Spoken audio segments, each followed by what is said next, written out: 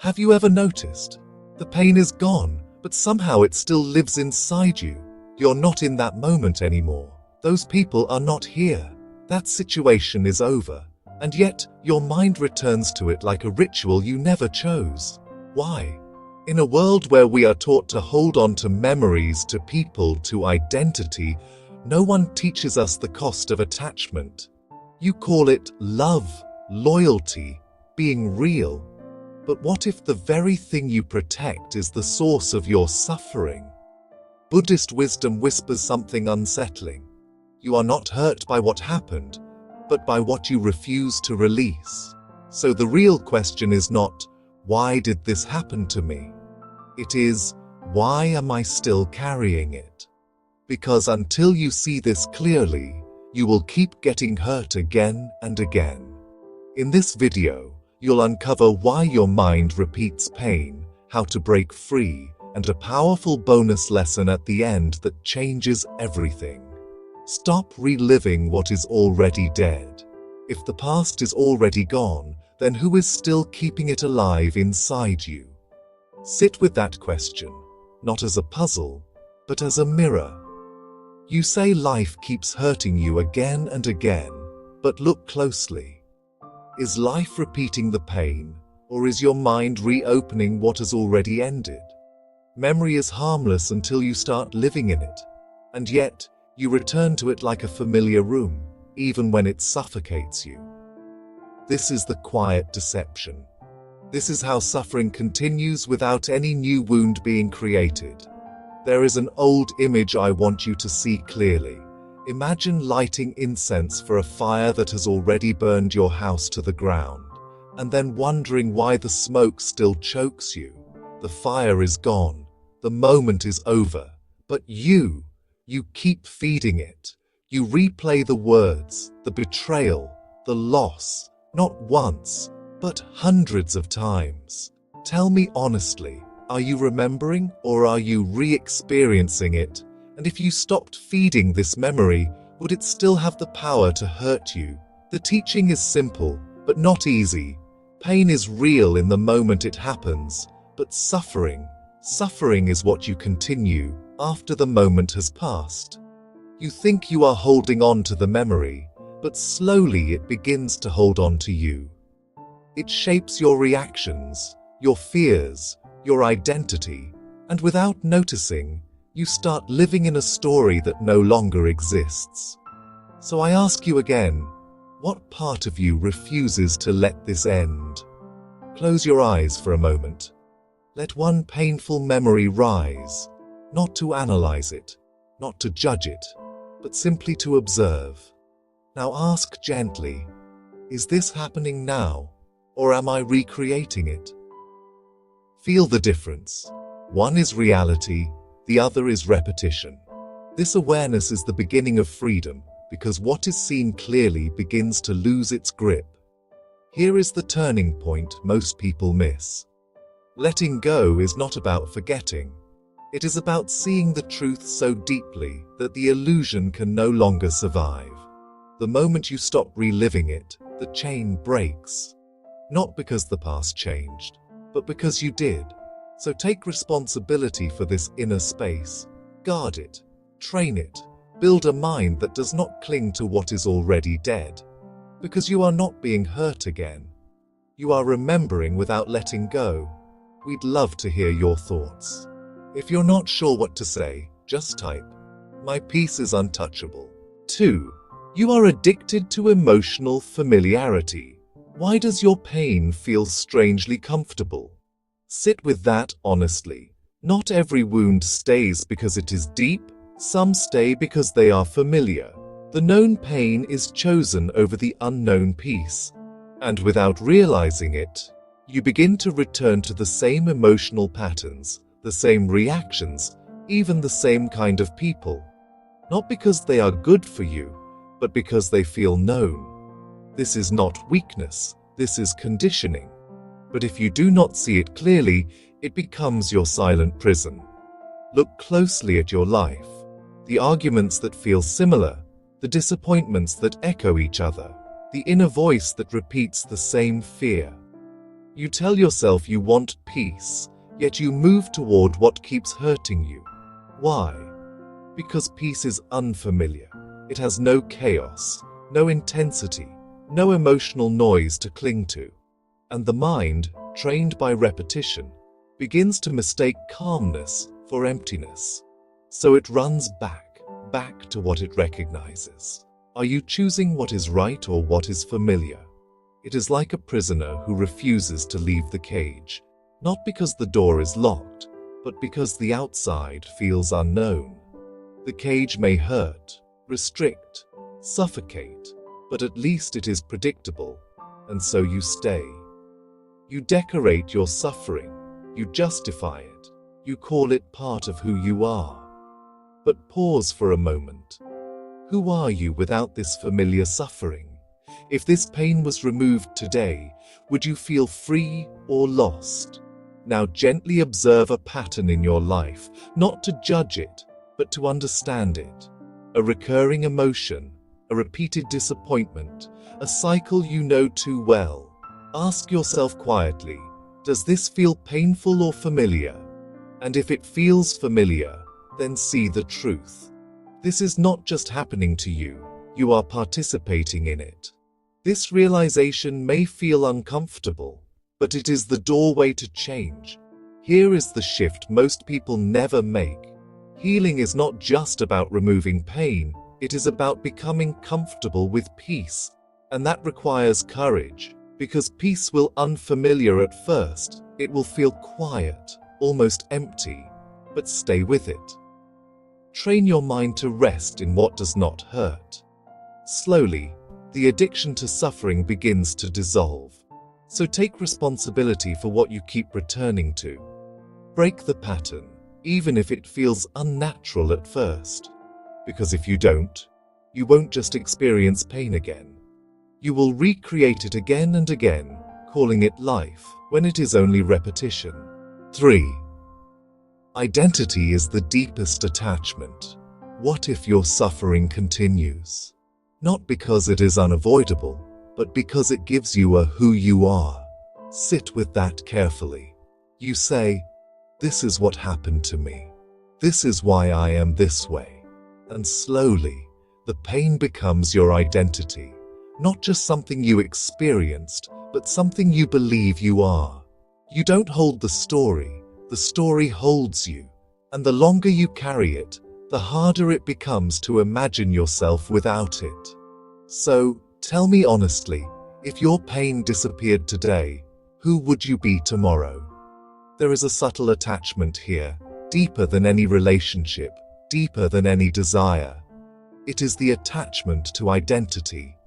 The mind begins to wear its wounds like armor, layer after layer, until one day it forgets what its own skin feels like.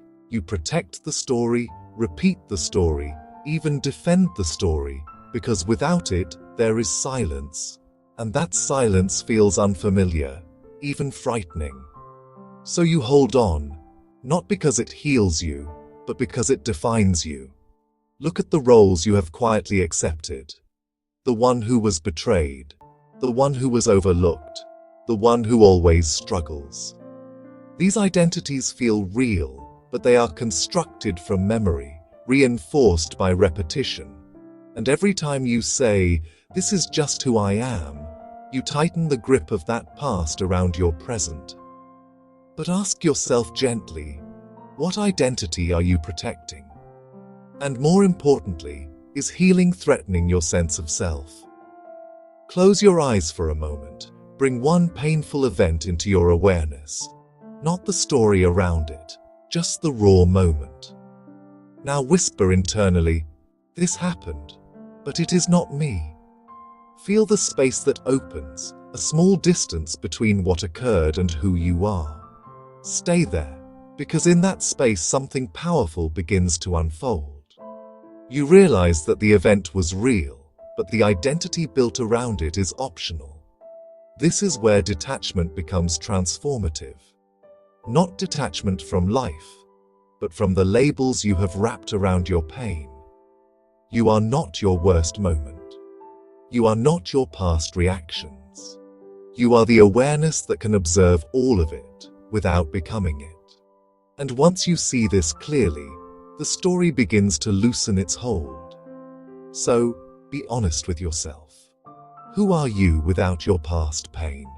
If the answer feels uncertain, that is not weakness. That is freedom beginning to emerge. Because you are not being asked to lose yourself. You are being invited to meet who you were before the pain defined you. 4. Attachment disguises itself as love. Are you holding on because you love, or because you are afraid of the emptiness that might follow if you let go? Sit with that question without rushing to answer. Sometimes what you call love is not love at all. It is attachment, wearing a gentle face. It says, stay with me, don't leave me, I need you. But look closely, attachment says, I need you. Love says, I free you. One binds, the other allows. And if you are honest, you can feel the difference in your chest.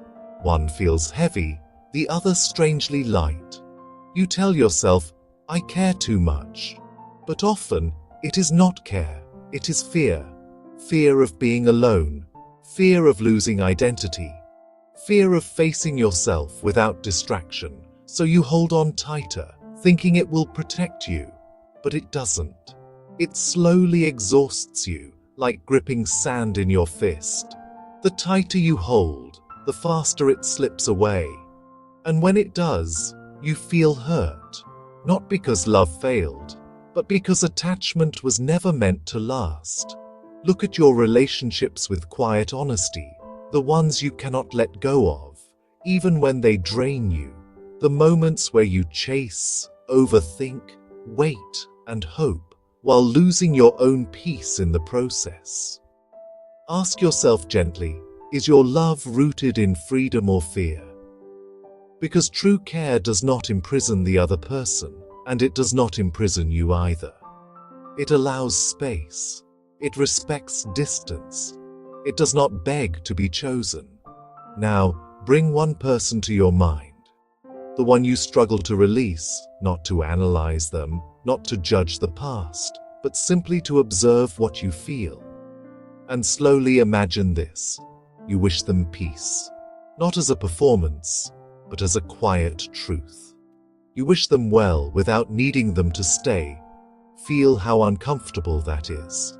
Feel how your mind resists it. That resistance is not love. It is attachment loosening its grip. Here is the turning point most avoid. Letting go does not mean you stop caring. It means you stop controlling. It means you stop tying your peace to someone else's presence. And in that space, something deeper than attachment begins to grow. A love that does not demand, does not cling, does not fear absence. So be honest. What are you afraid will disappear if you let go? And if the answer is your sense of self, your comfort, your identity, then see clearly. You are not loving. You are holding on to avoid facing yourself. And that is why the pain repeats. We'd love to hear your thoughts. If you're not sure what to say, just type. My peace is untouchable. 5. Control is the illusion that traps you. Why do you suffer more when you try to control everything? Look carefully at your own experience. The more tightly you try to shape life, the more it slips through your hands. You plan, you predict, you replay conversations, you try to manage outcomes, and still, something refuses to obey. Control is the mind's attempt to negotiate with reality. And reality does not negotiate, it simply unfolds. So the tension you feel is not life attacking you. It is your resistance colliding with what already is. Notice how subtle this habit is. You try to control how people see you, how they respond, how they stay. You try to control time, outcomes, emotions, even your own thoughts. But control does not create peace. It creates pressure. It tightens your chest, shortens your breath, keeps your mind restless. And slowly, without noticing, You begin to live in constant defense, guarding a version of life that does not exist. So ask yourself honestly, is control bringing you peace, or is it quietly exhausting you? Imagine trying to hold water in a closed fist. The tighter you grip, the less you have. This is how control works. It promises security but delivers loss. Because life is not meant to be held, it is meant to be experienced. And the moment you stop gripping, something unexpected happens. The struggle softens, not because everything becomes perfect, but because you are no longer fighting what cannot be changed. Take one thing you are resisting right now, a situation, a person, an outcome that is not unfolding the way you want. Don't analyze it. Don't fix it. Just bring it into your awareness and say quietly, let it be as it is. Notice the discomfort. The mind will resist. It will argue. It will try to regain control. But stay with that simple allowance, because in that moment you are not giving up. You are letting go of unnecessary suffering. Here is the truth most people avoid. You cannot control life, but you can choose how you meet it. And when you stop trying to dominate every outcome, you create space for clarity, for calm, for wiser action. Control narrows your vision. Acceptance opens it. So look deeply. What are you trying to control right now? And if you stopped resisting, even for a moment, what would actually happen? You might discover that the tension was never in life itself. It was in your grip. 6.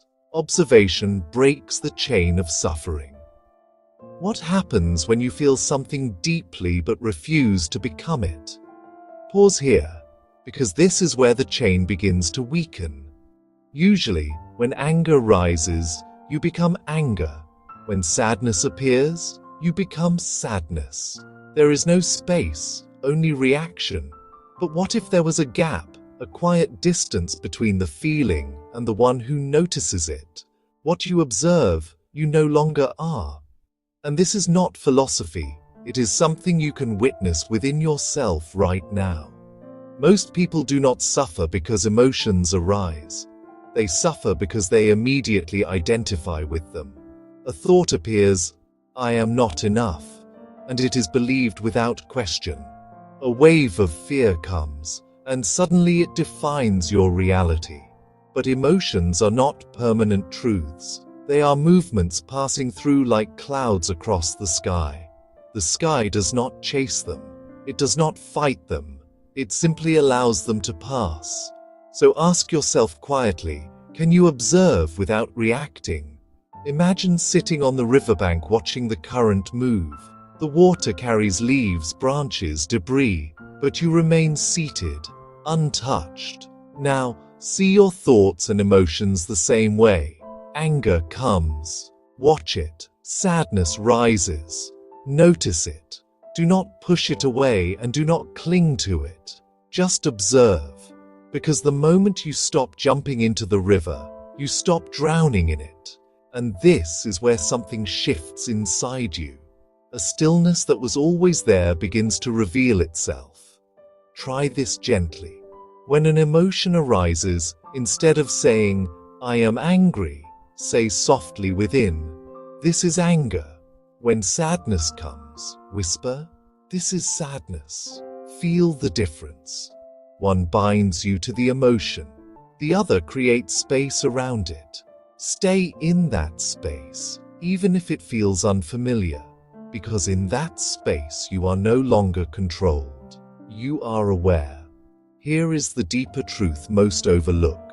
The observer within you has never been hurt, never been broken, never been overwhelmed. It simply watches, and the more you rest in that awareness, the less power your emotions have to control you.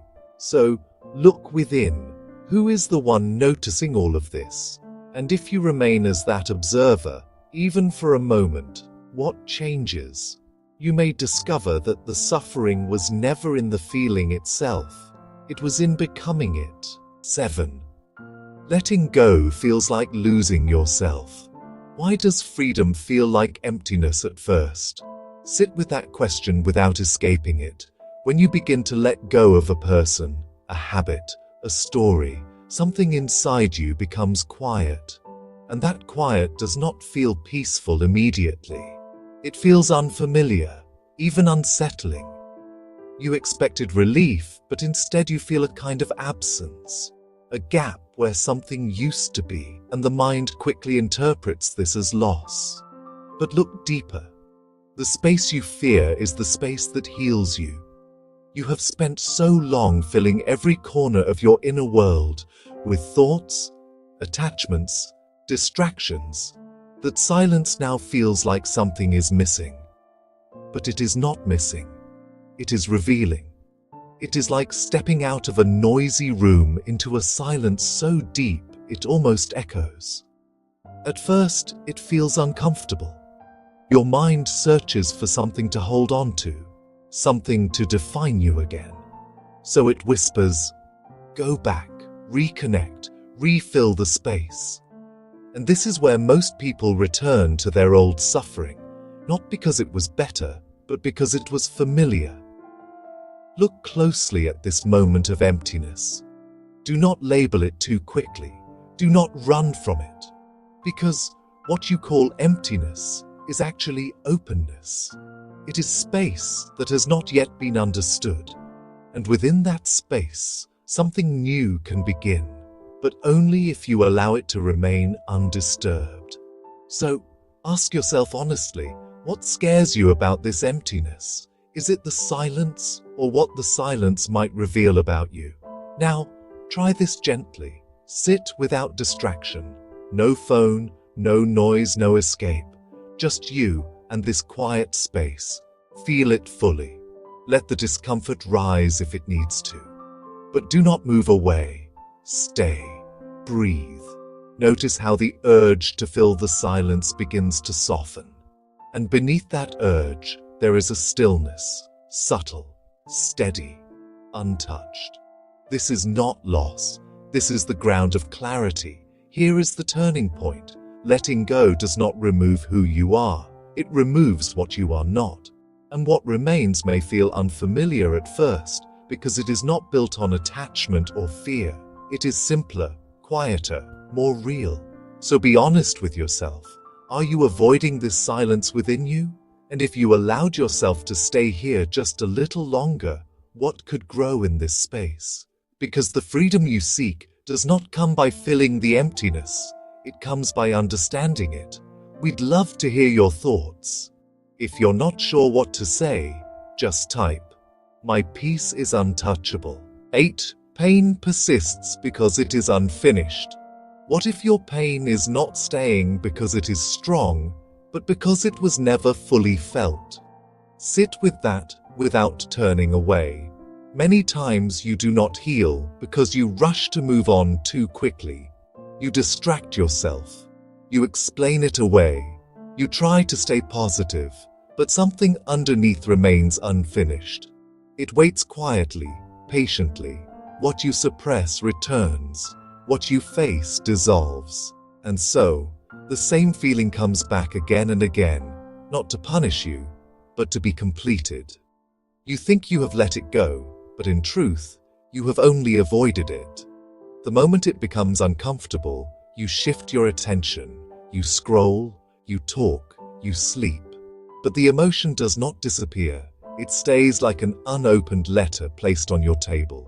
You may ignore it for days, even years, but it does not leave. It waits for you to open it, and until you do, it will keep calling you back. So ask yourself honestly, what emotion have you been avoiding? Look at your patterns, the sudden waves of sadness, the unexplained irritation, the heaviness that comes without warning. These are not random. They are echoes of something you did not allow yourself to feel fully. Because feeling deeply can be uncomfortable. It can shake your sense of control. It can expose parts of you that you would rather keep hidden. But avoiding it does not protect you. It prolongs you. Now try this with courage. Let one emotion rise, not to analyze it, not to fix it, but to feel it completely. Stay with it as it moves through your body. Notice where it sits, your chest, your throat, your stomach. Breathe into it. Do not label it as good or bad. Just allow it.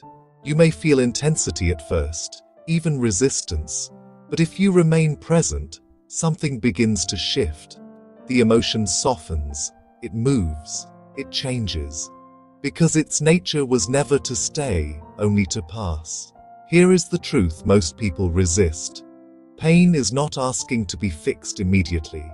It is asking to be acknowledged, to be experienced without interruption. And when you finally allow that, the grip it had on you begins to dissolve. Not because you forced it to leave, but because you gave it the attention it needed to complete itself. So be honest.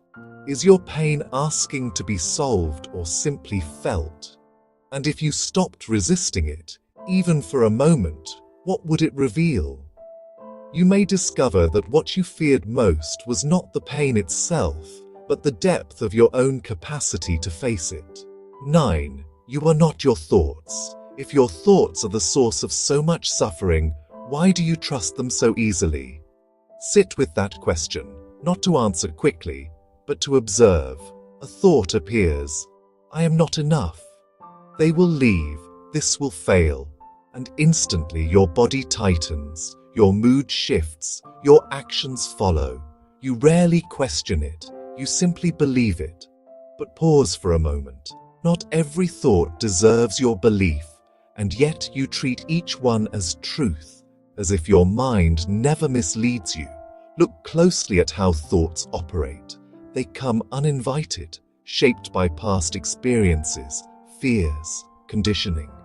They repeat themselves until they sound convincing, and slowly, you begin to live inside them. But a thought is not reality. It is a mental event passing through awareness, like clouds pretending to be the sky, but never truly becoming it. The sky remains vast, untouched, and so do you. So ask yourself honestly, do you question your mind or do you obey it? Notice the pattern. The same thoughts that hurt you yesterday return today, wearing the same voice, the same certainty. They tell you stories about who you are, about what will happen, about what others think of you. And without realizing it, you start building your identity around these inner whispers. But tell me, which of these thoughts have actually brought you peace? Which ones have guided you toward clarity rather than confusion? Now, try something simple but powerful. Sit quietly and watch a thought arise. Do not chase it. Do not push it away. Just notice it as you would notice a sound passing by, and gently say within, "This is just a thought, not truth." Feel the shift. A small distance appears.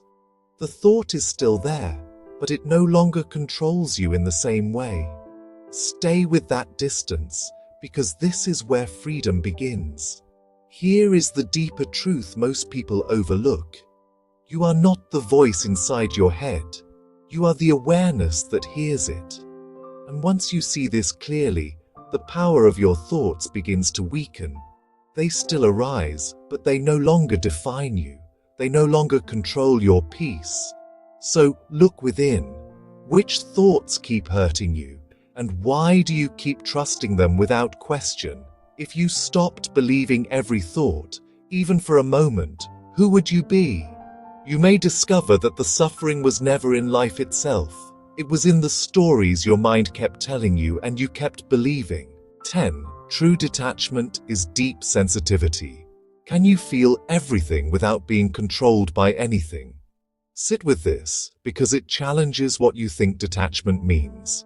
You may believe detachment is cold, distant, disconnected, but that is not true. It is avoidance.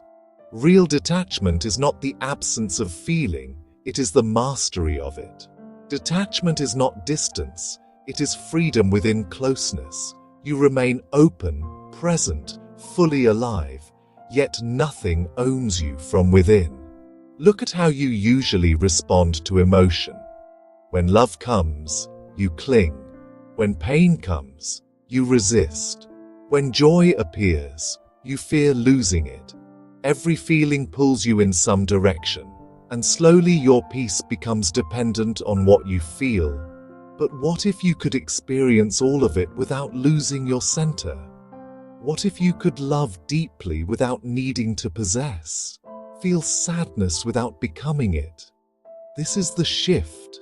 This is where detachment becomes strength, not withdrawal. Imagine the ocean. Waves rise, crash, and disappear. Yet the depth remains still. The surface moves, but the core stays undisturbed. This is how your inner life can be. Emotions will come, intense, beautiful, painful. But they do not have to define you. They can pass through while something deeper in you remains grounded. So ask yourself honestly, do you confuse detachment with numbness? Or are you willing to discover a way of feeling that does not trap you? Now try this in a simple moment. When you speak to someone, be fully there. When you feel something, allow it completely. Do not hold back, but also do not hold on. Notice how you can care without clinging, how you can be present without fear. It may feel subtle at first, but this awareness changes everything. Because you are no longer reacting unconsciously, you are engaging consciously. Here is the deeper truth most people miss. Detachment is not about stepping away from life. It is about stepping into it without chains. You do not need to protect yourself by becoming less sensitive. You become free by becoming more aware. So reflect deeply. Can you feel without holding on? What would it look like to experience love, pain, joy, all of it, without losing your inner balance? Because the goal is not to escape emotion, it is to remain free within it. And when you reach that point, something quiet and powerful appears. You are no longer afraid of what you feel, because nothing inside you can take you away from yourself. We'd love to hear your thoughts. If you're not sure what to say, just type, "My peace is untouchable." Becoming untouchable is inner mastery. What does it mean to become untouchable? Not by avoiding life, but by understanding it so deeply that nothing can shake you. Sit with this carefully, because most people try to protect themselves by withdrawing, by numbing, by building walls. But walls do not create freedom, they create isolation. True untouchability is different. It is not about escaping the world, it is about seeing through it. Nothing can disturb a mind that does not cling. And the moment you stop clinging, the world loses its power to control you. Look at what still disturbs you. A word from someone, a memory, an expectation not met. These things touch you, not because they are strong, but because something inside you holds on to them. You react, you replay, you carry, and slowly your peace becomes fragile, dependent on everything going your way. But ask yourself honestly, are you reacting or responding? Because reaction is unconscious. It pulls you instantly. Response is awareness. It gives you space to choose. Imagine the sky during a storm, thunder, lightning, heavy rain, all of it intense, loud, overwhelming. But the sky itself remains untouched. It does not resist the storm. It does not cling to clear weather. It allows everything and remains vast. This is the nature of a steady mind. Thoughts, emotions, events, they are the weather. You are the space in which they appear. So tell me, what still has power over your peace, and why? Close your eyes for a moment. Visualize yourself not as a body, not as a story, but as vast space. Open, still, without edges. Now let an emotion arise, anger, fear, sadness. See how it moves within you like weather passing through the sky. Do not block it, do not hold it, just let it move. Feel the difference. The emotion exists, but it does not consume you. This is what it means to be untouchable. Not because nothing happens, but because nothing stays. Here is the deeper truth. Inner mastery is not about controlling life. It is about no longer being controlled by it. When you stop clinging to outcomes, to identities, to emotions, you become stable in a way the world cannot disturb. Not rigid, not cold, but quietly unshakable. So reflect deeply. What would an unshakable mind feel like? Not a mind without emotion, but a mind that is no longer enslaved by it. Because when you reach that place, something powerful happens. You move through life fully, openly, and nothing can take your peace away from you again. The final illusion. You think you need closure. What if the closure you keep searching for is the very thing keeping you stuck? Sit with that, without rushing to defend your need for answers. You tell yourself, I just need to understand why it happened. I just need one last conversation, one final clarity.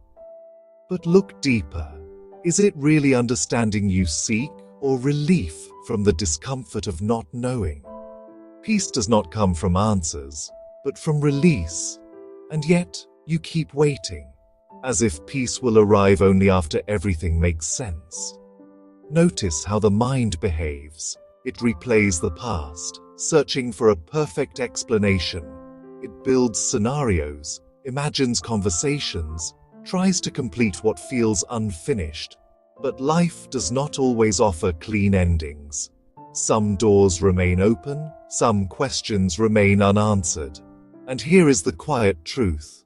Your suffering does not come from the lack of closure. It comes from your refusal to move without it. So, ask yourself honestly, what are you waiting to understand before letting go? It is like standing in front of a door, waiting for it to close properly. When you could simply walk away, the door may never close the way you want. The explanation may never come. The apology may never arrive. And while you wait, life continues to move. Without you, this is the trap. Closure feels like progress, but often it is just another form of attachment. Attachment to certainty, to resolution, to control over how things should end. Now, try something that feels uncomfortable, almost unnatural. Bring to mind something unresolved in your life, a conversation left incomplete, a situation without answers, and instead of chasing it, say quietly, within, I allow this to remain unresolved. Feel the resistance. The mind will protest. It will demand clarity, but stay with that allowance. Because in that moment, you are choosing freedom over explanation. Here is the turning point. You do not need to understand everything to move forward. You only need to stop holding on to what no longer serves you. Closure is not something life gives you. It is something you create by releasing your grip. So, reflect deeply. Is closure truly freeing you, or is it delaying your peace?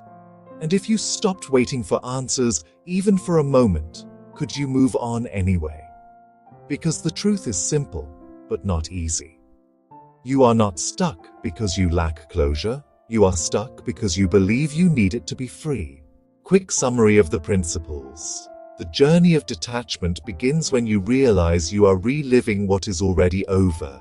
Your mind is not remembering, it is recreating pain.